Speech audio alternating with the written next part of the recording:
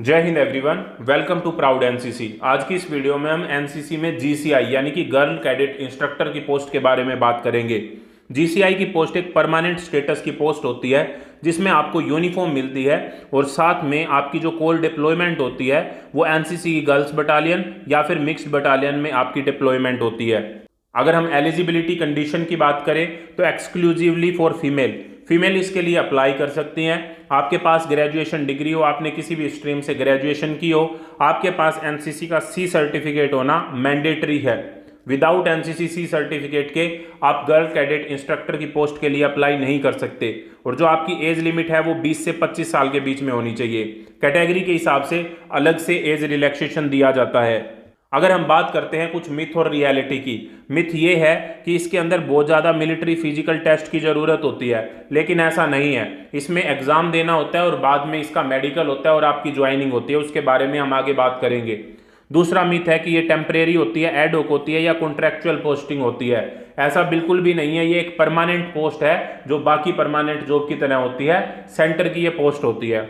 तीसरी बात यहाँ पर आती है कि इसमें जनरल ग्रेजुएट यानी कि कोई भी जिसने ग्रेजुएशन की डिग्री कर रखी है वो इसके लिए अप्लाई कर सकता है। नहीं, आपके पास ग्रेजुएशन की डिग्री के साथ साथ में एनसीसी सी सर्टिफिकेट होना मैंडेटरी है। एनसीसी सी सर्टिफिकेट के बगैर आप इस एंट्री के लिए अप्लाई नहीं कर सकते। चौथा जो मिथ है वो ये है कि ये मेल और फीमेल दोनों के लिए ओपन होती है। नहीं, इसमें सिर्फ और सिर्फ फीमेल कैंडिडेट जो हैं वो अप्लाई कर सकते हैं। इसका जो सिलेक्शन होता है वो एसएससी यानी कि स्टाफ सिलेक्शन कमीशन के द्वारा किया जाता है। एसएससी में सिलेक्शन फेज के नाम से इसकी वैकेंसी निकलती है। जब एप्लीकेशन निकलती है तो आपको इसका फॉर्म भरना होता है, फिर आपका सीबीई होता है। सीबीई की फुल फॉर्म है यहाँ पे कंप्यूटर बेस्ड एग्जामिनेशन।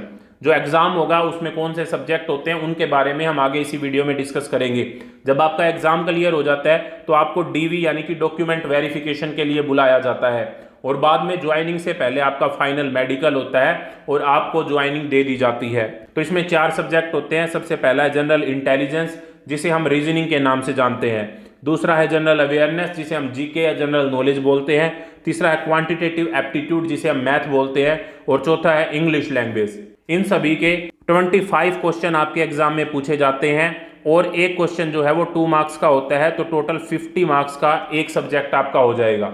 4 सब्जेक्ट है तो टोटल 200 मार्क्स का आपका एग्जाम होगा जिसमें 100 क्वेश्चन आपसे पूछे जाते हैं। 60 मिनट आपको मिलते हैं इस पूरे टेस्ट को करने के लिए और आपकी जो नेगेटिव मार्किंग होती है वो 1/4 होती है। जब आपका एग्जाम क्लियर हो जाता है तो आपको डॉक्यूमेंट वेरिफिकेशन के लिए बुलाया जाता है और उसमें जो मेन डॉक्यूमेंट जो चेक किए जाते हैं वो आपका एनसीसी का सी सर्टिफिकेट, आपकी ग्रेजुएशन की मार्कशीट और डिग्री और इसके साथ में आपका कैटेगरी का सर्टिफिकेट। मेडिकल की अगर हम बात करें तो नॉर्मल मेडिकल होता है जिसमें आपका विजन चेक होता है, आपका स्टैंडर्ड ईसीजी होता है, इलेक्ट्रोकार्डियोग्राफी, आपका बेसिक ब्लड और यूरिन के टेस्ट होते हैं और इसके साथ में बेसिक जो है हाइट वेट मेजरमेंट टेस्ट होते हैं।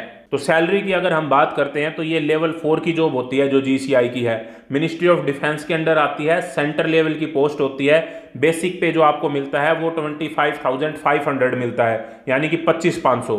उसके बाद में आपको डीए यानी कि डियरनेस अलाउंस, एचआरए यानी कि हाउस रेंटल अलाउंस, टीए यानी कि ट्रैवल अलाउंस, ये सारी चीज़ें मिलती हैं। साथ में आपका न्यू पेंशन स्कीम के हिसाब से डिडक्शन होता है लगभग 10,000 का।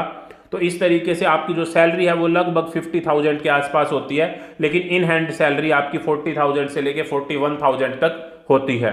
तो अगर हम टाइम की बात करें तो 1.5 से 2 साल जो है इसके कंप्लीट सिलेक्शन में टाइम लग जाता है। तो इसमें ये स्पेसिफिकली बताया जाता है कि आप डिपेंडेंट ना रहें इस पर, आप बाकी जो अपनी पोस्ट हैं उनके लिए भी तैयारी करते रहें। तो अगर हम बात करते हैं तो जैसे ही आप इसकी पोस्ट के लिए अप्लाई करते हैं उसके 3 से 6 महीने के बाद आपका एडमिट कार्ड आता है। 9 से 12 महीने के बाद में आपकी मेरिट लिस्ट और डॉक्यूमेंट स्क्रूटनी का फेज होता है एग्जाम देने के बाद में। उसके बाद में आपका डिस्ट्रिक्ट हॉस्पिटल के अंदर मेडिकल क्लियरेंस होता है और फिर आपके ज्वाइनिंग लेटर आने स्टार्ट होते हैं और आपकी डिप्लॉयमेंट होती है बटालियन के अंदर। तो ये सामान्य जो टाइम लगता है वो है। आगे आने वाली वैकेंसीज के अंदर ये टाइम कम भी हो सकता है और ज़्यादा भी हो सकता है। आई होप ये वीडियो आपको अच्छी लगी होगी और आपको चीज़ें जानने को मिली होंगी।